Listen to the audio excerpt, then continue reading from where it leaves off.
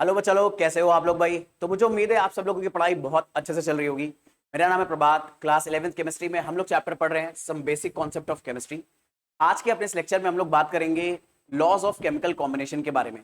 अब ये जो टॉपिक है एनसीईआरटी में सबसे पहले दिया जाता है। मेरी हैबिट है कि मैं इसे लास्ट में पढ़ाता हूँ, क्योंकि ये पर्टिकुलर लॉस आप ऑलरेडी पहले पढ़ चुके होते हो क्लास 9th में। हाँ, लेकिन एक बात इंपॉर्टेंट है कि अब तक आप काफी सारे लॉस भूल जाते हो, और इन लॉस का डायरेक्ट तो खैर अब यूज बहुत कम आएगा। एक्चुअल में जब आप मोल कॉन्सेप्ट पढ़ लेते हो तो आपको इन पर्टिकुलर लॉस को इतना ज्यादा यूज करने की अब जरूरत नहीं पड़ेगी केमिकल कैलकुलेशन करने में। लेकिन पुराने जमाने में केमिकल कैलकुलेशन करने के लिए इन लॉस की बहुत ज्यादा जरूरत पड़ती थी, बहुत ज्यादा यूजफुल ये लॉस होते थे। इसलिए आपको ये पता होना जरूरी है, क्योंकि इसके ऊपर डायरेक्टली इनडायरेक्टली कोई ना कोई क्वेश्चन आपसे पूछे जा सकते हैं। खासतौर पे जो बच्चे स्कूल एग्जाम और नीट एग्जाम के लिए प्रिपेयर कर रहे हैं उनके केस में तो इन पर्टिकुलर टॉपिक से आने वाले क्वेश्चन पक्का पूछे जा सकते हैं। तो फटाफट without wasting any further time सीधे हम अपना आज का डिस्कशन स्टार्ट करते हैं। तो लॉज ऑफ केमिकल कॉम्बिनेशन मोटा मोटे तौर पे हमें यह बताता है कि जब केमिकल रिएक्शंस होती हैं तो केमिकल रिएक्शंस कौन कौन से अलग अलग लॉज को फॉलो जरूर करती हैं और किन कंडीशन में करती हैं, ताकि अगर आपको उन कंडीशन में कोई भी सिचुएशन दी जाए तो आप उन लॉज को अप्लाई करके आसानी से उन क्वेश्चंस को सॉल्व कर पाओ। सबसे पहला लॉ बहुत ही सिंपल लॉ है, ये आप क्लास 9 से पढ़ते आ रहे हो केमिकल रिएक्शन के बेसिस पर, जो कि लॉ है law of conservation of mass. अब law of conservation of mass बहुत ही सिंपल लॉ है। ये लॉ इतनी सी बात बोलता है कि अगर कोई भी फिजिकल या केमिकल चेंज हो रहा है तो उस फिजिकल या केमिकल चेंज में चेंज होने से पहले का जो टोटल मास है और चेंज होने के बाद का जो टोटल मास है वो हमेशा सेम आता है। इन अदर वर्ड आप ऐसा कह सकते हो, मास can neither be created nor be destroyed in a physical और केमिकल चेंज। पर आपको एक बात बता दूं, फिजिकल और केमिकल चेंज में हम मास को चेंज नहीं करते, लेकिन अगर कोई ऐसा रिएक्शन हो रहा है जो कि फिजिकल या केमिकल नहीं है बल्कि न्यूक्लियर रिएक्शन है, जैसे एटॉमिक बॉम्ब्स हो गए, यहां पर मास कंजर्व नहीं रहता है। लेकिन हाँ, फिजिकल और केमिकल चेंज कोई भी हुआ तो वहां पर मास कंजर्व रहेगा। जैसे अगर आपने 1 kg पानी को बॉईल करके वेपर बना दिया तो जो वेपर बनेगी वो भी 1 kg ही बनेगी। ऐसा नहीं कि अगर आपने 1 kg पानी को बॉईल करा है तो जो वेपर है वो 1 kg से ज्यादा बन जाए या 1 kg से कम बन जाए। सिमिलरली अगर हम 1 kg वाटर को तोड़ेंगे तो हमें पता है केमिकल रिएक्शन के अकॉर्डिंग अगर वाटर को तोड़ा जाए तो हाइड्रोजन और ऑक्सीजन बनती है। तो ये जो हाइड्रोजन और ऑक्सीजन बनेगी इसका टोटल मास भी 1 kg ही आएगा। आई होप ये वाला आइडिया आप लोग पकड़ में आया है। अब ऐसा क्यों होता है कि जो लॉ ऑफ कंजर्वेशन ऑफ मास है वो हमेशा फॉलो होता है, उसका रीजन क्या है? कोई रीजन जाना जरूरी है, क्योंकि लॉ तो बहुत सिंपल है तो रीजन बड़ा सिंपल है। रीजन को समझने के लिए हमें थोड़ा सा माइक्रोस्कोपिक लेवल पर रिएक्शंस को देखना होगा। जब आप माइक्रोस्कोपिक लेवल पर रिएक्शंस को देखोगे तो आप लॉ ऑफ कंजर्वेशन ऑफ मास के पीछे का रीजन बहुत आराम से समझ जाओगे। तो इस रीजन को समझाने के लिए मैं आपके सामने एक रिएक्शन लिख रहा हूं। हम सबको पता है कि हाइड्रोजन और ऑक्सीजन गैस के अगर हम रिएक्शन कराते हैं तो वाटर बनता है, और देखते ही आपको पता चल गया होगा ये रिएक्शन अनबैलेंस है। तो अभी आपको एक बात बता देता हूं मैं, किसी भी केमिकल रिएक्शन में लॉ ऑफ कंजर्वेशन मास तभी होल्ड करता है जब वो रिएक्शन बैलेंस हो। अगर अनबैलेंस है तो इसका मतलब आप कुछ गड़बड़ पहले से ही कर रहे हो। तो इसीलिए अगर मुझे यहां पर लॉ ऑफ कंजर्वेशन ऑफ मास को जज करना है तो मुझे इस रिएक्शन को बैलेंस करना होगा, और इस रिएक्शन को बैलेंस करने के लिए हम लोग यहां पर 2 से मल्टीप्लाई कर देंगे तो हमारे पास टोटल हाइड्रोजन हो गए 4, और यहां पर टोटल हाइड्रोजन है 2 तो यहां पर भी 2 से मल्टीप्लाई कर देंगे। अब टोटल हाइड्रोजन हो गए 4, और ऑक्सीजन प्रोडक्ट साइड पे हो गए 2 और रिएक्टेंट साइड पे भी हैं 2। अब रिएक्शन बैलेंस है।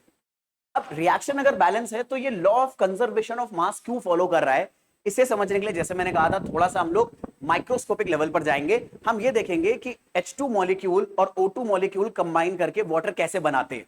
तो आप ऐसे देख सकते हो। अगर हम बात करें H2 मॉलिक्यूल की तो H2 मॉलिक्यूल 2 हाइड्रोजन एटम्स को जोड़कर बनता है। तो यहां पर हमने 2 हाइड्रोजन को जोड़कर एक H2 मॉलिक्यूल बनाया है।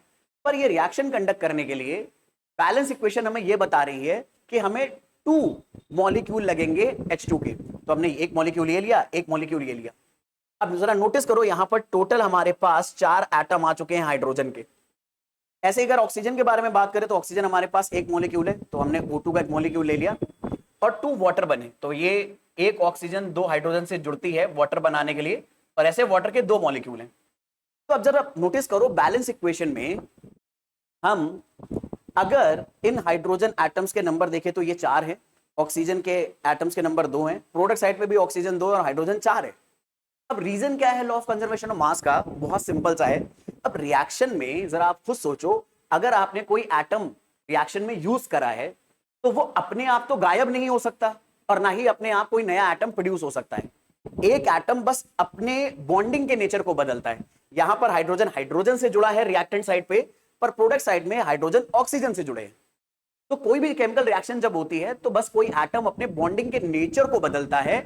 उसका कहीं पर भी ऐसा नहीं होगा कि वो एटम अपने आप डिस्ट्रॉय हो जाए या वो एटम अपने आप से अपीयर हो जाए। और क्योंकि किसी भी केमिकल रिएक्शन में या किसी भी फिजिकल चेंज में कोई एटम ना तो डिसअपियर हो सकता है अपने आप, ना ही अपीयर हो सकता है, तो मास तो उन्हीं एटम से आता है ना किसी भी चीज का। तो अगर एटम ना अपने आप डिसअपियर हो सकता है ना अपीयर हो सकता है, तो इसलिए मास भी अपने आप ना तो गायब होगा ना अपीयर होगा। इसलिए जब भी केमिकल रिएक्शंस होती है तो रिएक्शन होने के पहले जो टोटल मास है, क्योंकि सारे एटम प्रोडक्ट साइड पर भी हमारे पास अवेलेबल होंगे या रिएक्शन होने के बाद भी अवेलेबल होंगे, तो रिएक्टेंट साइड पे जितने एटम होंगे या रिएक्टेंट साइड पे जितना मास आएगा रिएक्शन होने से पहले, प्रोडक्ट में भी उतना ही मास आएगा या रिएक्शन होने के बाद भी टोटल मास उतना ही रहेगा। I hope you are getting this idea. याद रखना, रिएक्शन होने से पहले टोटल मास और रिएक्शन होने के बाद टोटल मास सेम आता है। ठीक है, कोई दिक्कत कोई परेशानी तो नहीं? तो ये होता है लॉ ऑफ कंजर्वेशन ऑफ मास, बड़ी सिंपल सी चीज है। अब यहां पर बस एक प्रिकॉशन आता है, वो प्रिकॉशन मैं आपको बता दूं। ठीक है, प्रिकॉशन क्या है मेरे बच्चे? जैसे हम सबको ये पता है कि हाइड्रोजन और ऑक्सीजन की रिएक्शन करके वाटर बनता है। प्रिकॉशन ध्यान से सुनना। प्रिकॉशन दरअसल में यहां पर हम अप्लाई करेंगे लिमिटिंग रिएजेंट में। लिमिटिंग रिएजेंट में होता क्या है, बच्चों से कई बार कॉन्सेप्चुअल सिली मिस्टेक हो जाती है, और ये कॉन्सेप्चुअल सिली मिस्टेक्स ही बहुत ज्यादा प्रॉब्लमैटिक इशू हमारे लिए क्रिएट करती हैं अच्छे मार्क्स अचीव करने में। अब देखो, ये मान लो एक केमिकल रिएक्शन हो रही है, ठीक है, हाइड्रोजन ऑक्सीजन की रिएक्शन करके हम वाटर बना रहे हैं। मैंने आपको बोला कि हम लोगों ने हाइड्रोजन लिया है 8 मोल। 8 मोल हाइड्रोजन का मतलब है इसका मास आ जाएगा, हाइड्रोजन का मॉलिक्यूलर मास होता है 2। तो हम सबको पता है कि मोल, एक मिनट मैं थोड़ा सा सही से लिख लेता हूं। हम सबको पता है कि मोल किसके बराबर आएंगे? मोल आएंगे mass of substance in gram divided by उसका मोलर मास। तो अगर मोलर मास को मोल में मल्टीप्लाई कर दे तो मास बन जाएगा। तो किसी भी सब्सटेंस का मास किसके बराबर आएगा? उसके मोल इनटू मोलर मास के बराबर। अब तक मुझे उम्मीद है ये फॉर्मूला तो आप सबको अच्छे से रट गया होगा। तो अब जरा सोचो, अगर हाइड्रोजन गैस के 8 मोल हमने लिए हैं तो एक्चुअल में मास हमारे पास कितना होगा? तो मोल को मोलर मास से मल्टीप्लाई कर दो। हाइड्रोजन का मोलर मास होता है 2, तो 8 को अगर आप मल्टीप्लाई करोगे 2 से तो ये मास आ जाएगा 16 ग्राम।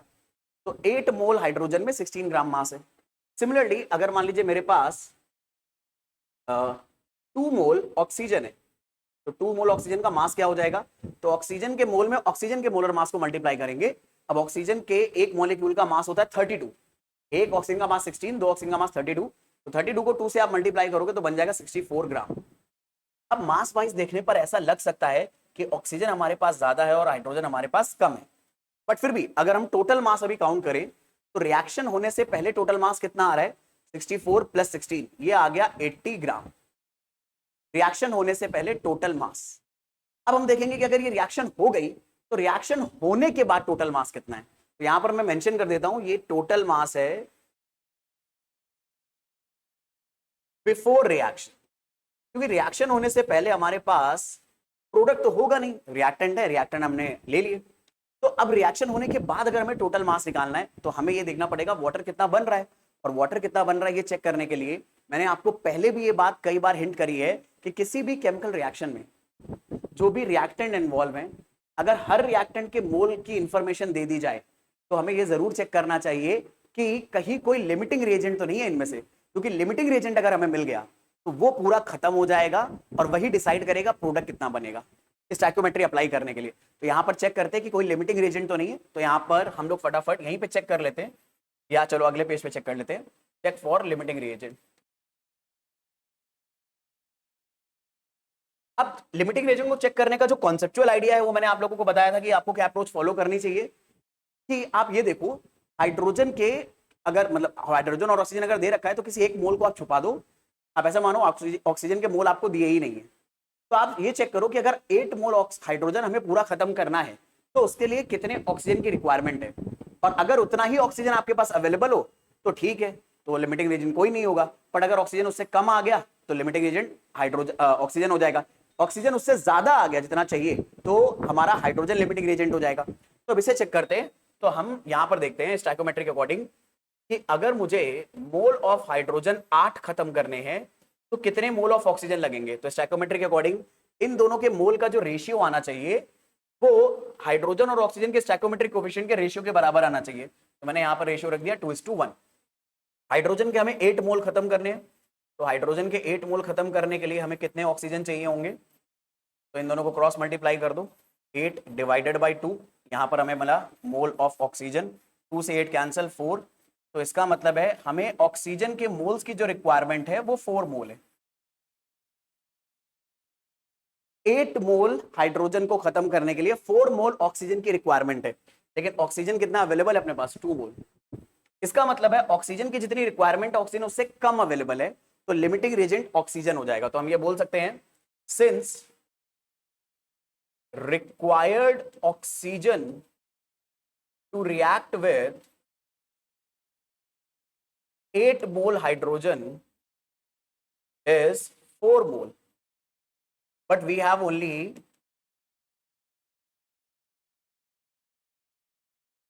2 मोल ऑक्सीजन।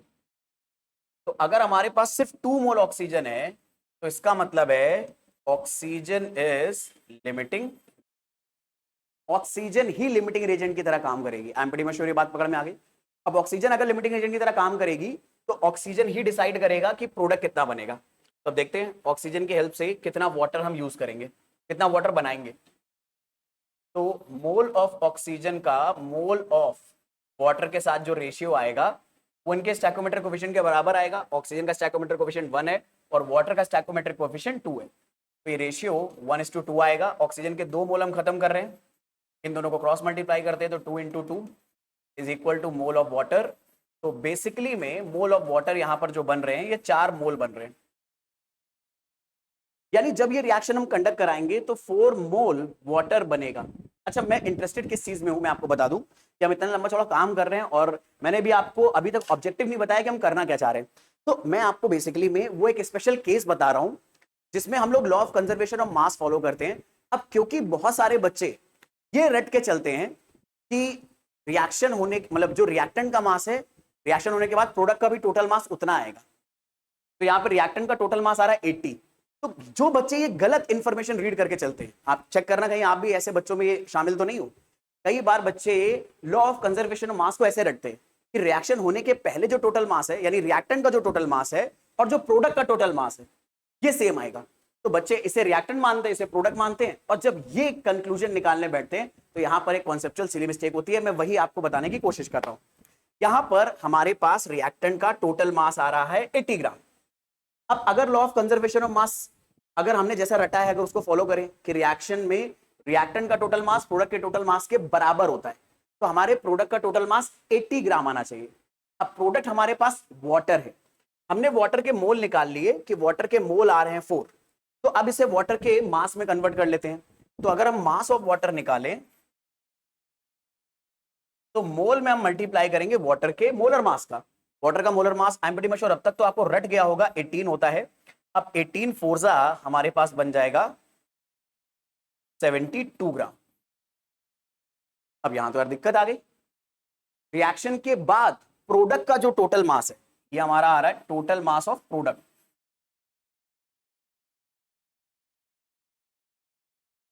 क्योंकि प्रोडक्ट तो हमारे पास वाटर था, तो प्रोडक्ट का टोटल मास आ रहा है 72 और रिएक्टेंट का टोटल मास आ रहा है 80। तो बचा हुआ 8 ग्राम गया कहां। यहां पर रिएक्शन का टोटल मास है 80 ग्राम मतलब रिएक्टेंट्स का, पर प्रोडक्ट का टोटल मास आ रहा है 72 ग्राम। तो लॉ ऑफ कंजर्वेशन ऑफ मास तो ये बोलता है ना कि रिएक्टेंट का टोटल मास और प्रोडक्ट का टोटल मास सेम आना चाहिए। यहां तो ये मतलब law of conservation of mass fail होने लगा। क्या ऐसा है? अगर आप ऐसा सोच रहे हो कि लॉ ऑफ कंजर्वेशन ऑफ मास यहां पे फेल हो रहा है तो बिल्कुल गलत सोच रहे हो मेरे बच्चे। लॉ ऑफ कंजर्वेशन ऑफ मास यहां फेल नहीं हो रहा है, ठीक है। यहां पर लॉ ऑफ कंजर्वेशन ऑफ मास बिल्कुल भी फेल नहीं हो रहा है। क्यों? क्योंकि यहां पर हम एक कॉन्सेप्चुअल गलती कर रहे हैं। दरअसल में जो लॉ ऑफ कंजर्वेशन ऑफ मास है ये बोलता है रिएक्शन होने के पहले जितनी भी चीजें हैं उनका टोटल मास और रिएक्शन होने के बाद जितनी भी चीजें हैं उनका टोटल मास सेम होना चाहिए। अब जरा नोटिस करो, जब यहां पर हम काम कर रहे थे इस रिएक्शन के साथ तो हमें एक बात पता चली थी कि ऑक्सीजन एक लिमिटिंग रिएजेंट है और ऑक्सीजन अगर एक लिमिटिंग रिएजेंट है तो जैसे जैसे रिएक्शन कंप्लीट होगी ऑक्सीजन तो खत्म हो जाएगा पर हाइड्रोजन पूरा खत्म नहीं होगा। यानी रिएक्शन होने के पहले भी हमारे पास हाइड्रोजन है जो कि है टोटल 16 ग्राम, पर रिएक्शन होने के बाद भी थोड़ा सा हाइड्रोजन हमारे पास बच जाएगा क्योंकि हाइड्रोजन एक्सेस में है और जितना बचेगा उसे हम अगर भाई देखो उसे हम वाटर के अगर अमाउंट में ऐड कर दें तो देखना दोनों का सम फिर से 80 बन जाएगा। अभी हम चेक कर सकते हैं फटाफट। तो अगर मैं यहां पर निकालने की कोशिश करूं रिमेनिंग अमाउंट ऑफ हाइड्रोजन, ठीक है, कि हाइड्रोजन कितना बचेगा या लेफ्ट अमाउंट ऑफ हाइड्रोजन, तो लेफ्ट अमाउंट ऑफ हाइड्रोजन क्या आएगा अगर फटाफट हम देखें, बहुत सिंपल है, इजी है देखना। तो लेफ्ट अमाउंट ऑफ हाइड्रोजन अगर हम निकालना चाहते हैं तो हमारे लिए जो फॉर्मूला चलेगा लेफ्ट अमाउंट ऑफ हाइड्रोजन का वो होगा given amount of hydrogen minus reacted amount of hydrogen. तो हमें ये निकालना जरूरी है कि गिवन अमाउंट तो 8 मोल है, रिएक्टेड अमाउंट कितना है वो निकालने की जरूरत है। अब रिएक्टेड अमाउंट निकालने के लिए हम लोग क्या करेंगे, फॉर्मूला लगाएंगे मोल ऑफ हाइड्रोजन और मोल ऑफ ऑक्सीजन का रेशियो, क्योंकि ऑक्सीजन लिमिटिंग रिएजेंट है तो सारी कैलकुलेशन ऑक्सीजन से होगी। तो मोल ऑफ हाइड्रोजन और मोल ऑफ ऑक्सीजन का रेशियो 2:1 है। रिएक्शन में ऑक्सीजन कितने मोल यूज हो रहा है 2, तो यहां पर मेरे बच्चे हमने 2 रखा, 2 का 2 से क्रॉस मल्टीप्लाई करा, तो मोल ऑफ हाइड्रोजन जो रिएक्ट कर रहे हैं वो रिएक्ट कर रहे हैं 4 मोल। ये बात हम सबको अच्छे से पता चल गई, 4 मोल हाइड्रोजन रिएक्ट करने वाले हैं। तो अगर मैं निकालूं यहां पर मास ऑफ हाइड्रोजन जो रिएक्ट हो रहा है, ठीक है, तो 4 × 2 ये आ जाएगा 8 ग्राम। तो हाइड्रोजन कितना यूज हो रहा है 8 ग्राम, ठीक है। तो यहां पर अगर हम लोग लेफ्ट अमाउंट ऑफ हाइड्रोजन निकालें तो लेफ्ट अमाउंट ऑफ हाइड्रोजन कितना आने वाला है 8 मोल माइनस 4 मोल, कितना आ गया 4 मोल, और 4 मोल का मतलब कितना मास 8 ग्राम। तो यानी हमारे पास रिएक्शन चैम्बर में 8 ग्राम हाइड्रोजन अभी और बचेगा। और नोटिस करो 8 ग्राम हाइड्रोजन को अगर हम ऐड कर दे 72 के साथ फिर से सम कितना बन गया 80 बन गया। तो लिमिटिंग रीजन के केस में जब भी हम law of conservation of mass follow करेंगे मेरे बच्चे, तो बस ऐसा मत करना कि रिएक्टेंट का टोटल मास निकाला, प्रोडक्ट का टोटल मास निकाला और उनका सम बराबर आना चाहिए, नहीं ऐसा नहीं होगा। बल्कि लिमिटिंग रीजन के केस में ऐसा होगा कि जो रिएक्टेंट का टोटल मास है वो रिएक्शन करने के बाद जो प्रोडक्ट बनेगा और जो हमारे पास लेफ्ट रिएक्टेंट होगा इनके मास के सम के बराबर आएगा। क्योंकि कुछ ऐसा मॉलिक्यूल थे ना जिन्होंने रिएक्शन नहीं करी है, तो रिएक्शन होने के बाद वो बचेंगे और उनको भी हमें इन्वॉल्व करना होगा अपने पर्टिकुलर रिएक्शन के अंदर। तो I am pretty much sure मेरी ये बात पकड़ में आ गई होगी सारी जनता को, इसको समझने में कोई दिक्कत नहीं आई होगी। फटाफट अपने डिस्कशन को आगे बढ़ाते हैं और मुझे उम्मीद है अब आपको law of conservation of mass बहुत अच्छे से पकड़ में आ गया होगा, ठीक है। तो अगर ये चीज समझ में आई है तो भाई अप्रिसिएशन शो करने के लिए जरूर चैनल को सब्सक्राइब कर लेना, बेल आइकन प्रेस कर लेना, ताकि ये नई नई इंफॉर्मेशन आपको और अच्छे से मिलती रहे, आप अपनी प्रिपरेशन को और स्ट्रॉन्ग कर सको, स्कूल में अच्छे मार्क्स लाओ, साइमल्टेनियसली आप अपने आप को किसी ना किसी कॉम्पिटिटिव एग्जाम के लिए जरूर प्रिपेयर करते हुए चलते रहो। फटाफट अपने डिस्कशन को आगे बढ़ाते हैं और कहानी लेके जाते हैं अपने अगले लॉ के ऊपर जो होता है लॉ ऑफ डेफिनेट प्रोपोर्शन। अब लॉ ऑफ डेफिनेट प्रोपोर्शन क्या बोलता है, बड़ी सिंपल सी बात है, पहले इसकी डेफिनेशन पढ़ेंगे फिर इसको समझेंगे। तो पहली बात, ये लॉ दिया था एक फ्रेंच केमिस्ट ने जिनका नाम था जोसेफ प्राउस्ट, बहुत ही पुराने केमिस्ट हैं। ये इतने पुराने केमिस्ट है कि उस टाइम पे मोल कॉन्सेप्ट डेवलप ही नहीं हुए थे मेरे बच्चे, ठीक है। तो दरअसल में लॉ ऑफ डेफिनेट प्रोपोर्शन ये बोलता है कि अगर कोई भी कंपाउंड हमें गिवन है तो उस कंपाउंड में जो भी सब्सटेंसेस इन्वॉल्व हैं या जो भी एलिमेंट इन्वॉल्व हैं उनका प्रपोर्शन बाय वेट हमेशा सेम रहेगा, चाहे वो कंपाउंड आप किसी भी केमिकल रिएक्शन से बनो।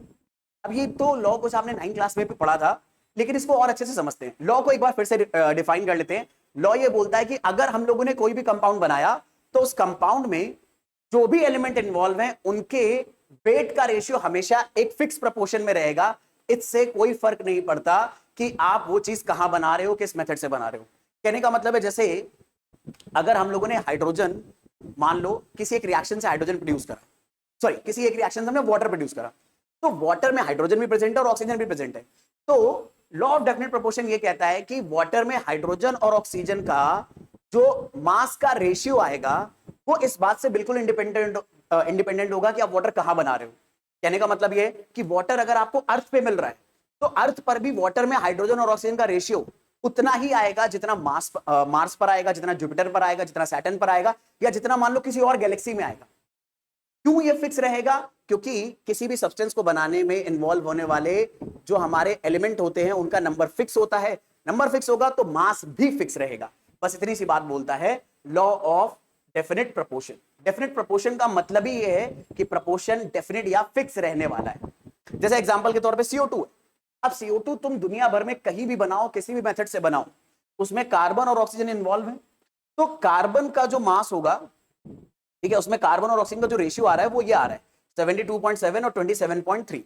ये रेशियो हमेशा फिक्स रहेगा CO2 के अंदर। अच्छा, ये रेशियो कैसे निकालते हैं ये अभी हम डिस्कस भी करेंगे, बट अभी बस ये एग्जांपल आपको समझ दें, ठीक है। अब जैसे मान लो CO2 हमने 1 ग्राम की बजाय 16 ग्राम ले लिया, CO2 का मास बढ़ा दिया। आप CO2 का मास बढ़ा भी दोगे बट फिर भी उसके अंदर ऑक्सीजन और कार्बन का मास फिक्स रहेगा, परसेंटेज फिक्स रहेगा कि वो अभी भी ऑक्सीजन रहेगा 72.7 और कार्बन अभी भी रहेगा 27.3। ये हमेशा फिक्स रहने वाला है किसी भी कंपाउंड के अंदर, ठीक है। चलो फटाफट देखते हैं इस एग्जांपल को। तो अब हम ये देखने की कोशिश करेंगे कि दरअसल में जो हम लॉ ऑफ डेफिनेट प्रोपोर्शन है वो अप्लाई कैसे करते हैं। तो कंसिडर करते हैं कि एग्जांपल H2O का। अगर हम H2O पर अप्लाई करते हैं law of definite proportion,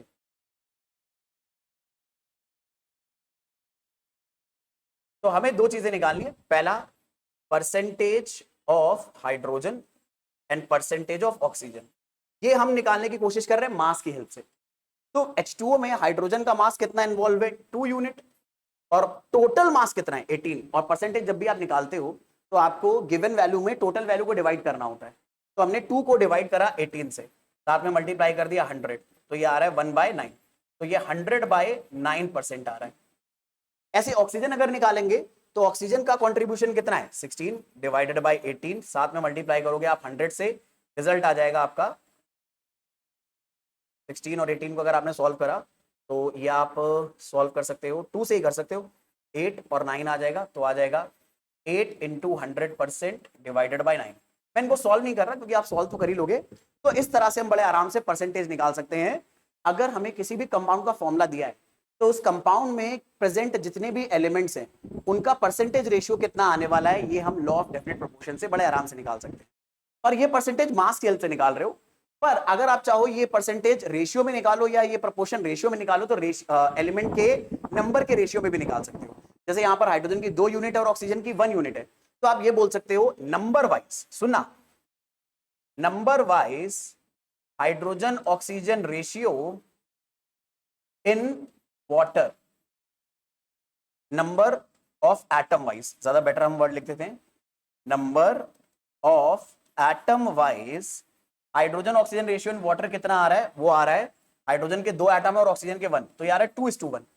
but अगर हम लोग मास वाइज लिखें, मास वाइज हाइड्रोजन और ऑक्सीजन का रेशियो लिखें, तो मास वाइज हाइड्रोजन और ऑक्सीजन का रेशियो आता है इन वाटर। रेशियो, परसेंटेज नहीं निकाल रहे, रेशियो निकालना है। तो हाइड्रोजन का मास कितना है? 2 और ऑक्सीजन का मास कितना है यहाँ पर? 16। अच्छा, हाइड्रोजन का मास 2 कैसे आ गया? वो तो 1 होता है। अरे भाई यहाँ पर 2 हाइड्रोजन है तो दोनों हाइड्रोजन का टोटल मास लोगे आप। तो हाइड्रोजन का मास आपने लिया 2 और ऑक्सीजन का 16, तो ये रेशियो आ जाएगा 1:16, सॉरी 1:8। और अगर अब आपको रेशियो मिल गया तो जैसे आप जूनियर क्लासेस में रेशियो प्रोपोर्शन के क्वेश्चन करते थे, इसकी हेल्प से भी आप रेशियो का इस्तेमाल करके अलग अलग टाइप के क्वेश्चन बना सकते हो। तो I am pretty much sure law of definite proportion आपको पकड़ में आ रहा है। अब इससे जुड़ी हुई एक इंसिडेंट है, मैं आपके साथ शेयर करता हूँ कि दरअसल में मैंने केमिकल इंजीनियरिंग करा हुआ है। तो जब आप केमिकल इंजीनियरिंग करते हो या किसी भी तरह की इंजीनियरिंग करते हो तो बहुत सारे ऐसी हमारी जनता होगी जिनके हो सकता है एल्डर सिबलिंग्स या कोई जिसने इंजीनियरिंग करी है, तो उनको पता होगा कि आपको सेकेंड ईयर थर्ड ईयर में एक वोकेशनल ट्रेनिंग करनी होती है। वोकेशनल ट्रेनिंग का मतलब है इंडस्ट्रियल ट्रेनिंग होती है, खासतौर पे जो हमारी कोर ब्रांचेस हैं इंजीनियरिंग की, जैसे मैकेनिकल, इलेक्ट्रिकल, केमिकल। तो मुझे भी इंडस्ट्रियल ट्रेनिंग करनी थी, तो मैं इंडस्ट्रियल ट्रेनिंग करने गया था एक बहुत बड़े फर्टिलाइजर प्लांट के अंदर। तो जब आप ट्रेनिंग कंप्लीट कर लेते हो तो आपको वहां से ट्रेनिंग सर्टिफिकेट मिलता है। लेकिन ये ट्रेनिंग सर्टिफिकेट जब हमें मिल रहा था तो हमें इंटरव्यू देना पड़ता है वहां पर। तो जो मेरा इंटरव्यूअर था उन्होंने मतलब उनको ऐसा लगा कि मेरे थोड़े से बात करने के तरीके से या पता नहीं कैसे उनको ऐसा लगा कि मुझे चीजें बड़ी कम आती हैं, ठीक है। तो उन्होंने मतलब ये चेक करने के लिए कि भाई ऐसा तो नहीं कि ये बच्चा एकदम बिल्कुल कच्चा खिलाड़ी, इसको कुछ नहीं आता। मतलब मुझसे एक बड़ा सिंपल सा क्वेश्चन पूछ लिया और उन्होंने कह दिया कि बेटा अगर तूने इस क्वेश्चन का भी जवाब दे दिया ना तो मैं तुझे बढ़िया ग्रेड दे दूंगा अपने सर्टिफिकेट में। उन्होंने क्वेश्चन मेरे से पूछा बस सिंपल सा कि वो जो फर्टिलाइजर प्लांट है वो दरअसल में यूरिया बनाता था। तो उन्होंने मेरे पास इतना पूछा कि यार यूरिया के अंदर तू मुझे नाइट्रोजन का परसेंटेज बता दे कितना होता है, क्योंकि भाई फर्टिलाइजर प्लांट के लिए कैलकुलेशन में वो बहुत ज्यादा इंपॉर्टेंट रोल प्ले करता है। तो उन्हें ऐसा लगा था कि मैं शायद वो दे ही मैं वो जवाब तक नहीं दे पाऊंगा कि मैंने ट्रेनिंग इतनी गंदे तरीके से करी कि मुझे वो चीज भी नहीं आती होगी। मुझे तो भाई केमिस्ट्री उस टाइम पे आती थी, ठीक है। तो बस फटाफट हम लोगों ने क्या, मतलब उन्होंने मेरे को सॉल्व करने को कहा, मैंने माइंड में कैलकुलेशन करा, कैलकुलेशन थोड़ी सी गड़बड़ हो गई और थोड़ा सा मतलब आंसर जितना आना चाहिए तो उससे थोड़ा ज्यादा आने लगा। मैंने बोला सर ऐसे 50% के आसपास आता है। कहते ऐसे कैसे हो सकता है, 50% के आसपास क्या चीज होती है, तुम एग्जैक्ट आंसर बताओ। तो मैंने कहा सर मुझे कॉपी पेन दीजिए, अभी मैं कैलकुलेट करके बताता हूँ। उन्होंने दे दिया कॉपी पेन और मैंने फटाफट कैलकुलेशन कर दिया। और आई एम प्रीटी श्योर अब आप भी वो कैलकुलेशन कर सकते हो कि दरअसल में यूरिया का फॉर्मूला होता है NH2CO NH2। उसमें मुझे नाइट्रोजन का परसेंटेज निकालना है मास के अकॉर्डिंग। तो अगर मैं मास के अकॉर्डिंग परसेंटेज निकालूं नाइट्रोजन का इन यूरिया, तो उसके लिए मुझे नाइट्रोजन के टोटल मास की रिक्वायरमेंट है। अब यहां पर एक नाइट्रोजन है, यहां पर एक नाइट्रोजन है। जल्दबाजी में एक नाइट्रोजन का मास मत लेना, क्योंकि दो नाइट्रोजन प्रेजेंट है तो दोनों नाइट्रोजन लेना, तो टोटल मास हो जाएगा 28। यूरिया का जो टोटल मास आता है वो होता है 60 इंटू 100। अब इसको आप सॉल्व कर लो, ठीक है। 4 से कैंसिल आउट करो तो न्यूमरेटर में आ गया 7, डिनोमिनेटर में आ गया 15। अब यहां पर आपके पास न्यूमरेटर में बन गया 700 डिवाइडेड बाई 15। 15 को 700 से आप डिवाइड कर लो, आपको पूरा परसेंटेज मिल जाएगा। तो पहले आपका 4 टाइम टेबल गया, 15 4 जा 60, रिमेनिंग बचा 10, कैरी हुआ 0, ठीक है। तो यहाँ पर ये आ रहा है 100। अब ये चला जाएगा आपका 6 टाइम तो आ जाएगा 90। तो यहाँ पर बचा 10, डेसिमल लगाया, यहाँ पे 0 आ गया, ये आ गया 6, फिर ये आ गया 19। तो अब देखो अब यहाँ पर क्या बन रहा है मेरे बच्चे, एक रिकरिंग डेसिमल नंबर बार बार आता रहेगा, 100 बार बार आता रहेगा, तो 40.66 बार बार आने लगेगा। तो इसका मतलब है जो परसेंटेज आने वाला है वो आएगा 46 पॉइंट, राउंड ऑफ अगर कर दूं तो आ जाएगा 67। तो इतना आ गया 46.67।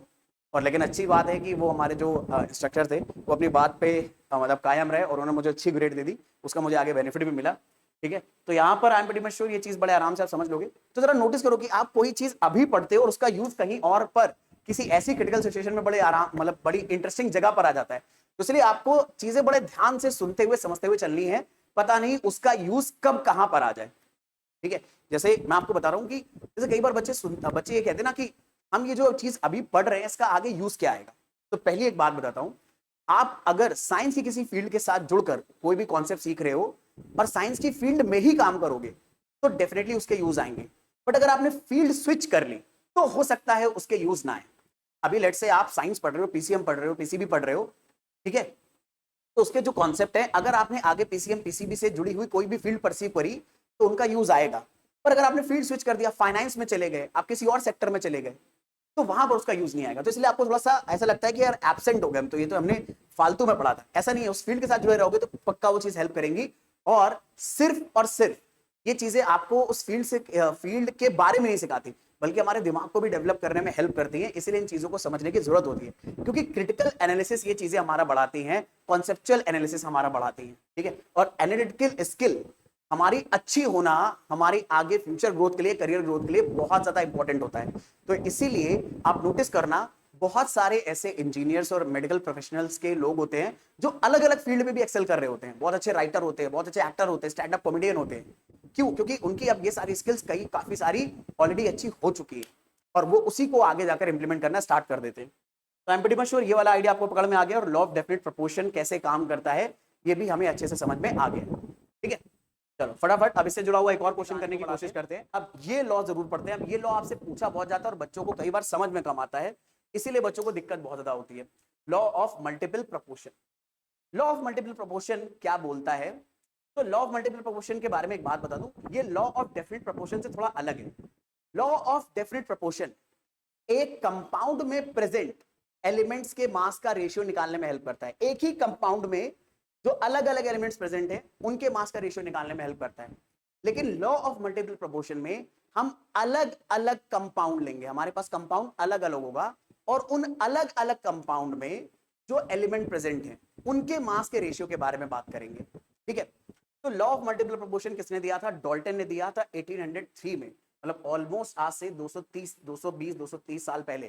ठीक है, तो ये लॉ क्या बोलता है, पहले लॉ पढ़ लेते हैं फिर आराम से समझेंगे। तो ये लॉ कह रहा है कि अगर दो एलिमेंट कंबाइन करके मोर देन वन कंपाउंड बनाते हैं, दो एलिमेंट कंबाइन करके एक से ज्यादा कंपाउंड बनाने की कैपेबिलिटी रखते हैं, जैसे एग्जांपल के तौर पे कार्बन ऑक्सीजन मिलके कार्बन डाइऑक्साइड भी बनाते हैं, ये एक अलग कंपाउंड है, और कार्बन ऑक्सीजन मिलके कार्बन मोनोऑक्साइड भी बनाते हैं, ये एक अलग कंपाउंड।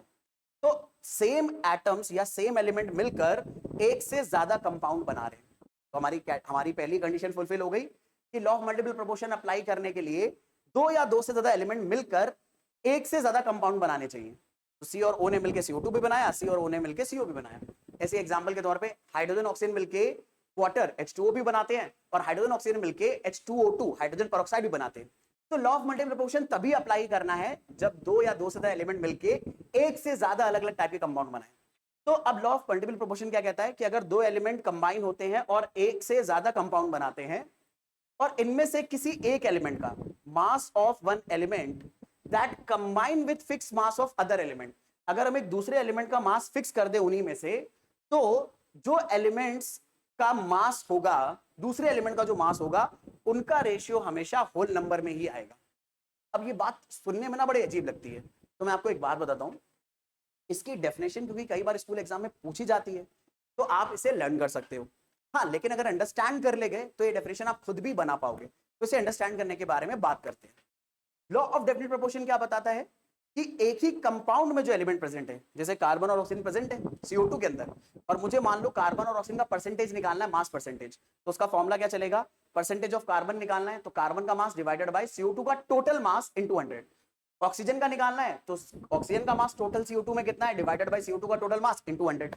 पर लॉ ऑफ डेफिनेट प्रोपोर्शन क्या कह रहा है, ध्यान से सुनना, CO2 में भी कार्बन ऑक्सीजन है, CO में भी कार्बन ऑक्सीजन है। तो लॉ ऑफ मल्टीपल प्रोपोर्शन ये बोलता है कि अगर हम लोग कार्बन ऑक्सीजन के मासेस निकाले, जैसे कार्बन का मास आएगा 12 और ऑक्सीजन का मास आएगा CO2 में 32, तो कार्बन और ऑक्सीजन के मास का जो रेशियो है वो आ रहा है 12 और 32।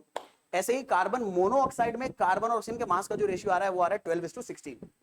तो यहां पर देखो, कार्बन का मास CO2 में 12 और ऑक्सीजन का मास CO2 में है 32, लेकिन CO में कितना आ रहा है, कार्बन का मास 12 और ऑक्सीजन का मास 16।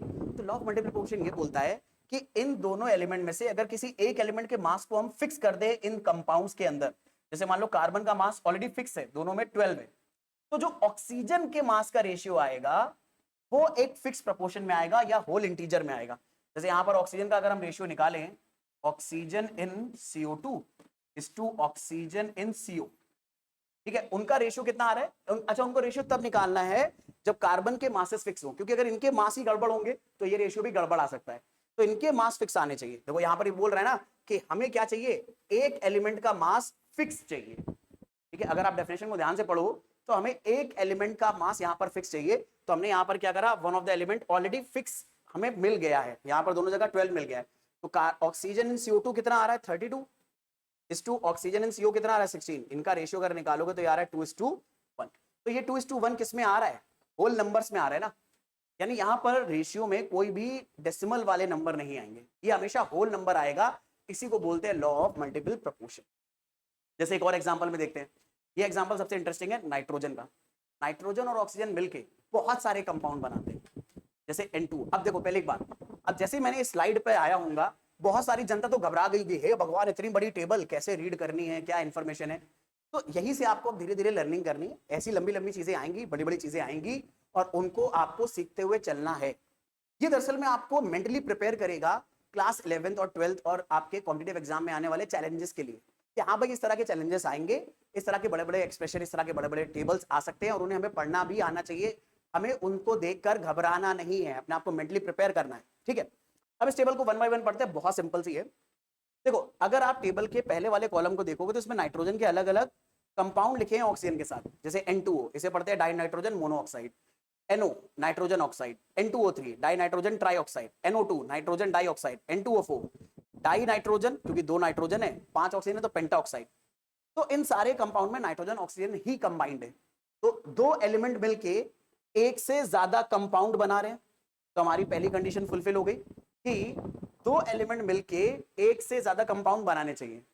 तो अब लॉ ऑफ मल्टीपल प्रोपोर्शन ये बोलता है कि अगर इनमें हम किसी एक एलिमेंट का मास फिक्स कर दें तो दूसरे के मास का रेशियो इंटीजर में ही आएगा।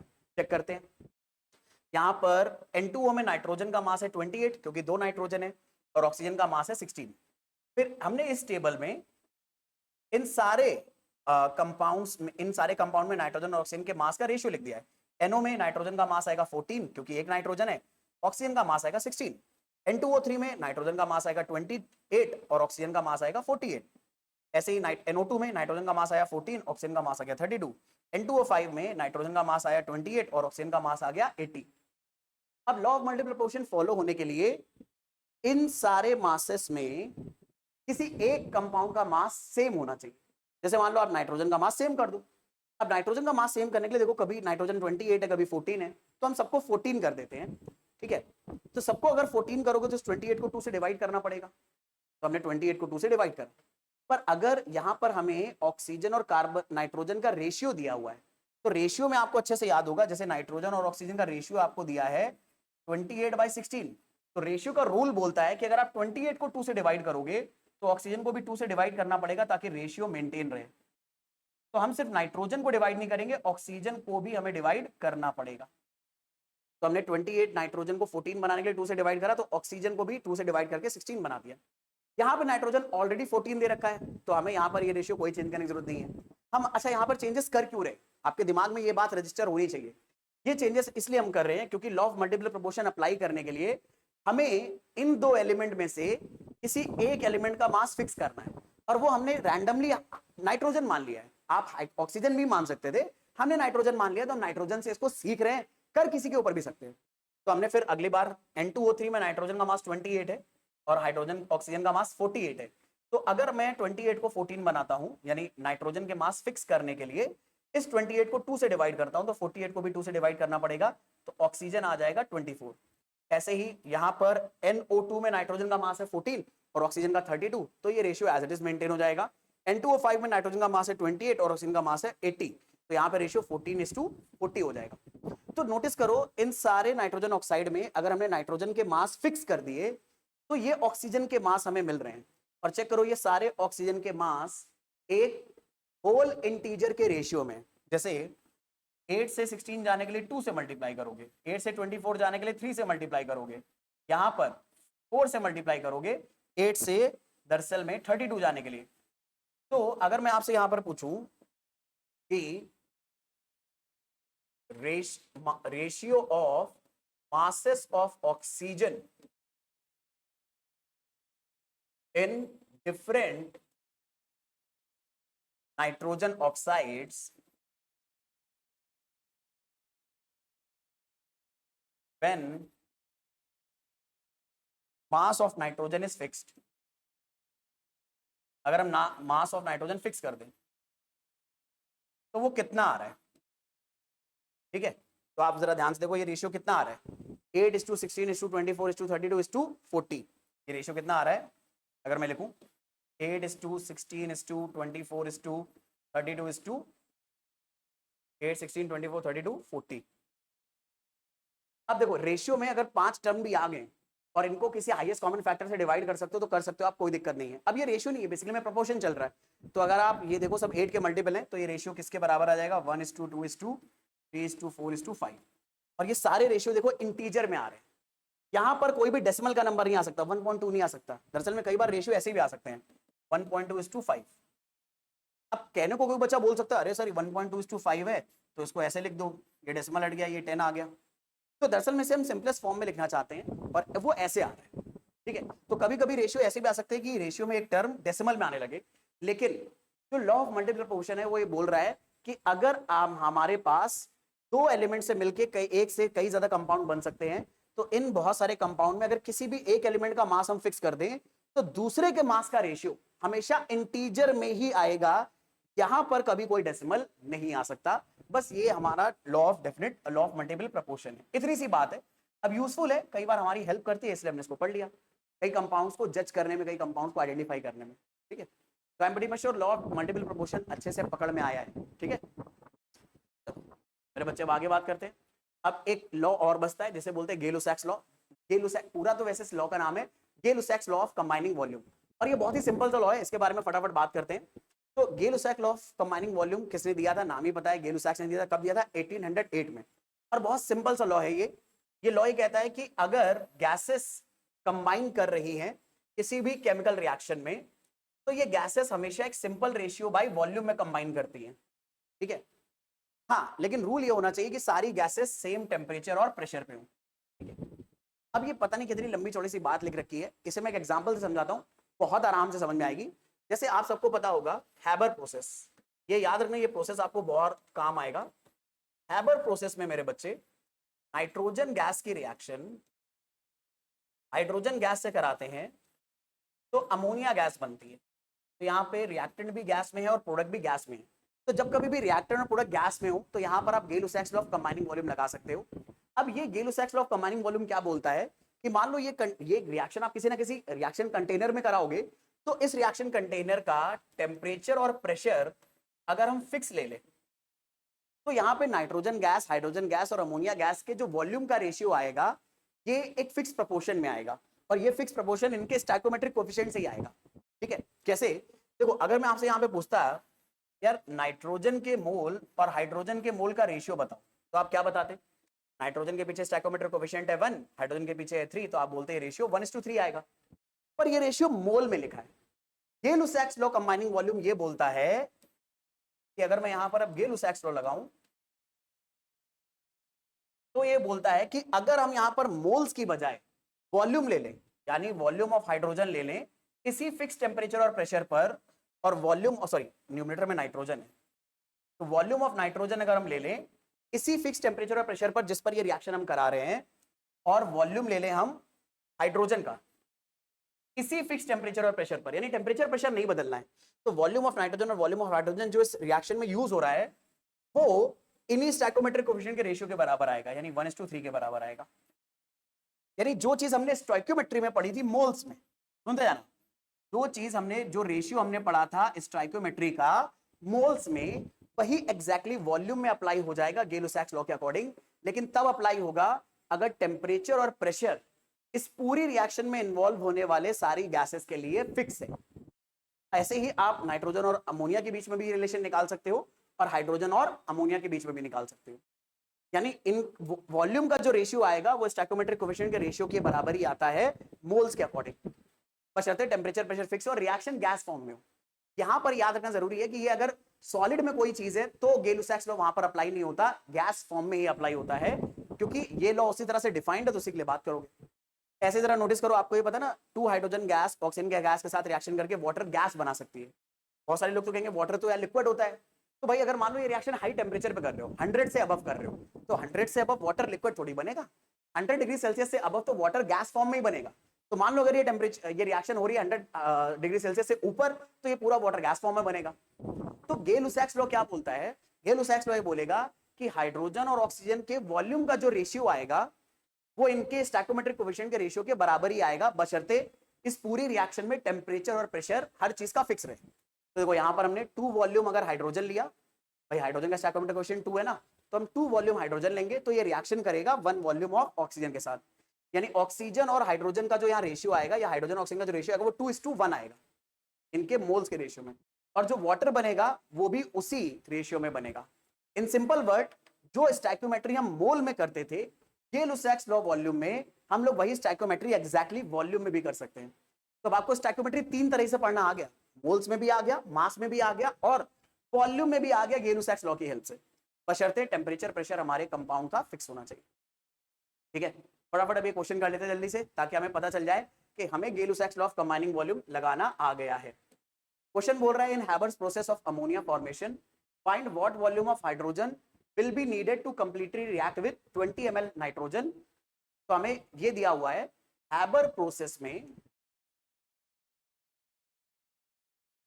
नाइट्रोजन जो हम यूज कर रहे हैं ये 20 ml यूज कर रहे हैं, तो बताओ हाइड्रोजन कितना ml या कितना वॉल्यूम यूज होगा, और हमें फाइंड करना है volume of ammonia at the same temperature and pressure.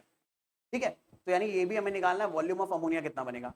तो यार हमें नाइट्रोजन का वॉल्यूम दिया और हाइड्रोजन और अमोनिया का पूछा है, तो गेल-लुसैक्स लॉ ऑफ कंबाइनिंग वॉल्यूम में बोलता है कि अगर टेम्परेचर प्रेशर फिक्स है तो इनके वॉल्यूम में भी वही रेशियो होगा जो इनके मोल्स में रेशियो होता है, या स्टैइकोमेट्रिक कोएफिशिएंट के रेशियो के बराबर ही आएगा।